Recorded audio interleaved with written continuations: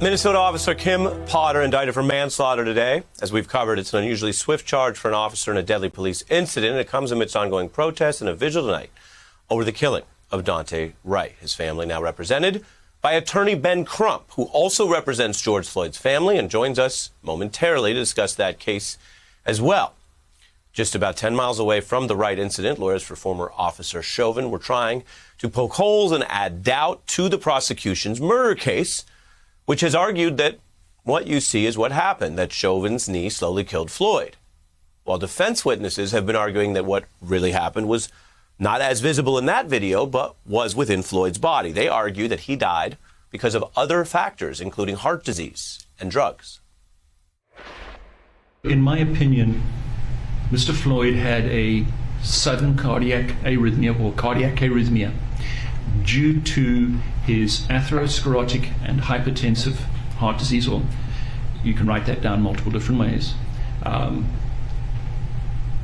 during his restraint and subdual by the police, or restraint by the police. And then his significant contributory conditions would be, since I've already put the heart disease in part one, he would have the toxicology, the fentanyl and methamphetamine. Civil rights attorney Ben Crump, representing the Floyd family, joins me now. I know these are busy and also difficult times for you and your clients. Thank you for making time for us tonight, sir. Thank you for having me, Ari. Yes, sir. We've been covering the trial many days. We went voluminously through the prosecution case. We are now sequentially in the defense side, as people know. Your response to some of what we just heard there from the defense witness? It's a desperate attempt to try to distract us from what we saw in that video, Ari. The fact that I believe at one point they said the car exhaust was what killed George Floyd.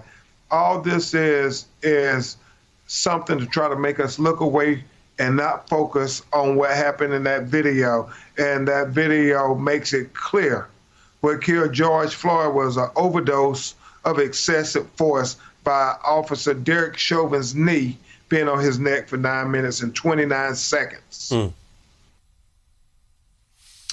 The other thing that's come up is different video, and this may be less familiar to some viewers. Again, I always mention to folks, you want to understand the full trial, you got to see the full trial on both sides of the evidence.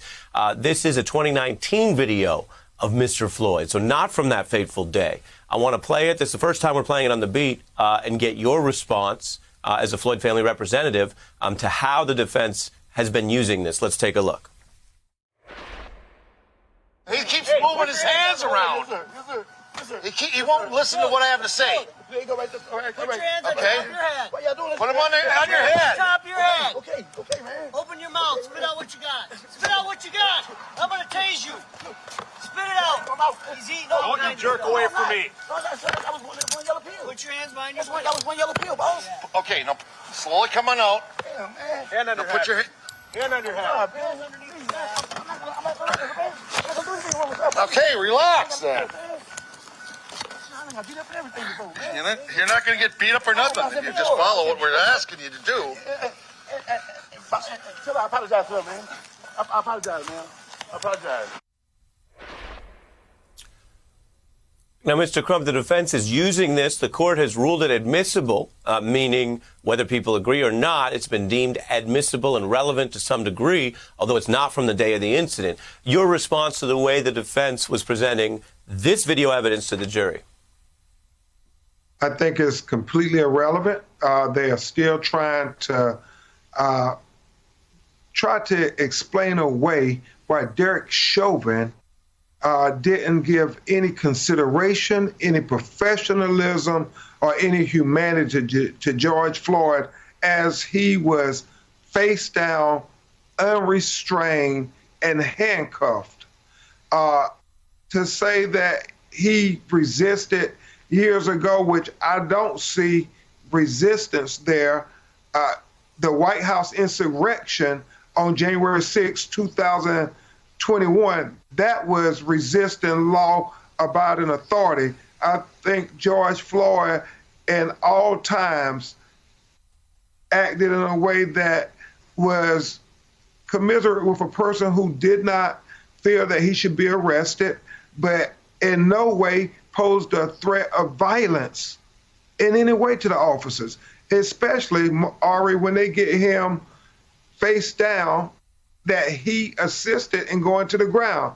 You look at the entire video of George Floyd, you will see he was very compliant with the law enforcement. He just did not want to get put in the back of the police car because of his size and that he was claustrophobic. And there's one point in the video where he asked, could you bring a bigger vehicle?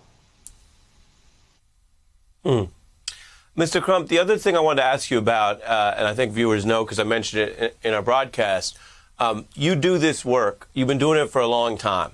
The civil rights work. Sometimes there aren't videos. Sometimes there's not national media attention. Sometimes there aren't big famous people involved. You've been doing this work for so long, and it's not our job here to prejudge what will happen in the Daunte Wright killing and in the Potter indictment. And we'll cover those trials too. But seeing what you said earlier today, what are your reflections here about what may be, albeit tragic, what you put as a change in at least the process, the speed of the justice system in some of these cases? Your reflections tonight. Yeah, you know, Ari, it was profound. I was at Reverend Al's National Action Network convention having a panel with the mothers of the movement. That have been Trayvon's mother, Michael Brown's mother from Ferguson, Eric Garner's mother from here in New York, and Stephon Clark's mother, who was killed in the backyard of his grandmother's house in Sacramento. And we found the news that the officer was going to be charged in the killing of Daunte Wright. And it was profound because when you really think about it, Ori, it was the blood of their children who helped us get to this point in America, because none of them got due process. Trayvon was the only one who had his killer arrested and had to come to face the evidence in court, in the court of law. These other mothers never got their day in court. So I want to believe in my heart that we're starting to progress now, because we saw in George Floyd, the officers were charged within a week. Now we see in Daunte Wright, the officers are charged in a week. Hopefully we can get to that point where we have equal justice under the law, where marginalized minorities who are killed by police can get equal justice as our white brothers and sisters. Yeah, understood. And we're living through history, and you've obviously been leading the charge through some of this history, along with, as you mentioned, those clients of yours who are human beings, who lost other human beings, lost their family members. Nothing brings them back. And as you say, whether finally the justice system addresses any of that. So Ben Crump, on More Than One Story tonight, thank you for your time, sir. Hey, I'm Ari Melber from MSNBC. You can see more of our videos right here, or better yet, subscribe to our YouTube channel below. You could have been anywhere in the world, but you're here with us, and we appreciate that.